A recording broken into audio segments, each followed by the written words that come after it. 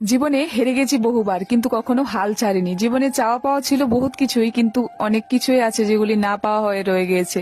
তবুও ভগবান যা করে ভালোর জন্যই করে। আমি সবসময় বিশ্বাস করি যে ভগবান আমাকে যে পথে নেবে সে পথে আমাকে যেতে হবে। তো যাই হোক, আজকে নতুন একটা ব্লগ তোমাদের সাথে শেয়ার করছি।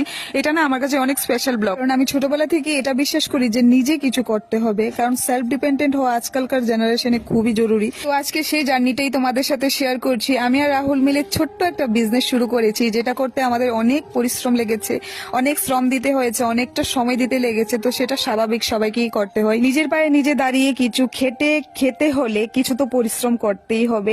সেটা অনেকের কাছে আবার ছোট কাজও হতে পারে, কিন্তু বিশ্বাস করো আমার কাছে কোনোদিনও এটা ছোট কাজ বলে মনে হয় না, কারণ কাজ তো কাজই হয়। নিজের পায়ে নিজে দাঁড়িয়ে খাওয়ার বিষয়টা যে আমার কাছে অনেকটাই প্রাউড ফিল হয়। তো যাই হোক, এসব কথা বাদ দাও, এখন মেইন কথাটা বলি। আমরা কিন্তু নতুন একটা ফুড স্টল ওপেন করেছি। এটার লোকেশনটা হলো city centre opposite of lens. আমাদের স্টলের নামটা হলো গোল্ডেন বাইট। তোমরা কিন্তু অবশ্যই আমাদের স্টলে আসবে, আমাদের খাবার দাবার ট্রাই করবে, আর আমাদের অবশ্যই ভালো ভালো রিভিউ দেবে।